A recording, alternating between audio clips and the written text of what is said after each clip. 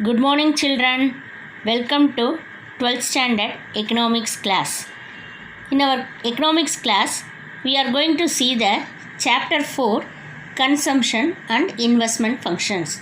This chapter deals with consumption function and the investment function, which play a vital role in influencing national income. The primary macroeconomic objective is acceleration of growth of national income. We have already seen that national income comprises of consumption goods and investment goods. So there is a close relation between investment and national income. In this chapter, we are going to see the topics of what is consumption, meaning of consumption function, and the technical attributes of consumption function in this part 1 session. In economics, what is consumption, children? Consumption is a major concept in economics and also studied by many other social sciences. Economists are particularly interested in the relationship between consumption and income, as modeled with the consumption function. What is autonomous consumption, children? Even when income is zero, people spend some minimum level either by gift or borrowing. This consumption, which is not related to income, it is called as a autonomous consumption. What is consumption function, children?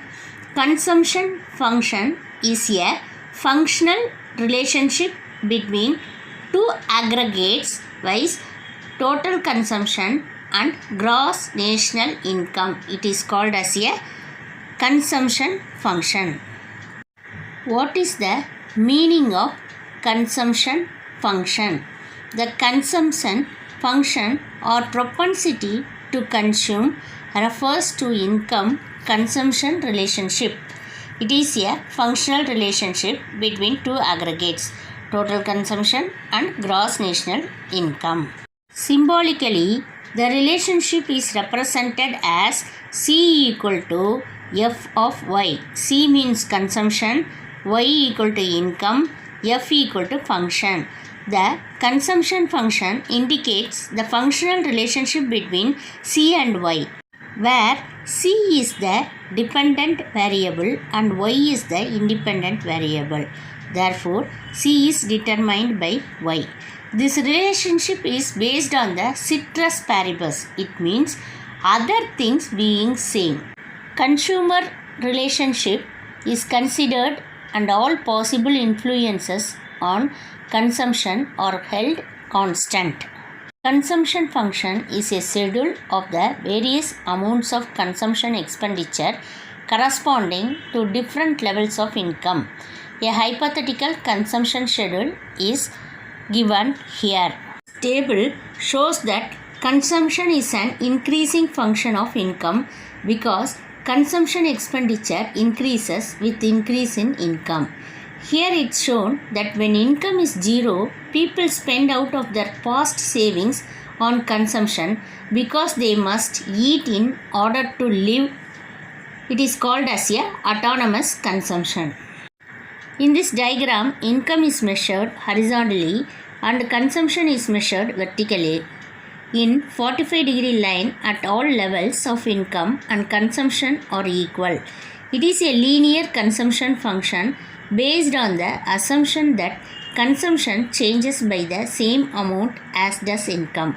So the consumption function measures not only the amount spent on consumption but also amount saved. This is because the propensity to save is merely the propensity not to consume. The 45-degree line may therefore be regarded as a zero saving line, and the shape and the position of the C curve indicate the division of income between consumption and saving. Here, when Y equal to 120, C equal to 120. In this diagram, point B it shows. In point S, Y equal to 180, C equal to 170, S savings equal to 10. If income Y increases to 360, C consumption is 320, savings is 40. Technical attributes of the consumption function. It means propensity to consume. In this propensity to consume, we are going to see the average propensity to consume, marginal propensity to consume, the average propensity to save, the marginal propensity to save. Now, we are going to see about what is propensity to consume. The propensity to consume is the ratio that measures the functional relationship between income and consumption, the proportion of income spent on actual consumption at different levels of income. It is called as a propensity to consume. We are going to see about the technical attributes of consumption function. First one, the average propensity to consume. The average propensity to consume is the ratio of consumption expenditure to any particular level of income. It may be expressed as APC equal to C divided by Y. C equal to consumption, Y equal to income. Marginal propensity to consume. The marginal propensity to consume may be defined as the ratio of the change in the consumption to the change in income. It may be expressed as MPC equal to change in C, change in Y. Change in C means change in consumption. Change in Y means change in income. So MPC is positive but less than unity. Average propensity to save. The average propensity to save is the ratio of saving to income. APS is the quotient obtained by dividing the total saving by the total income. Other words, it is the ratio of total savings to total income.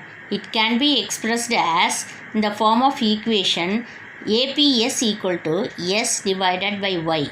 S equal to saving, Y equal to income. Marginal propensity to save.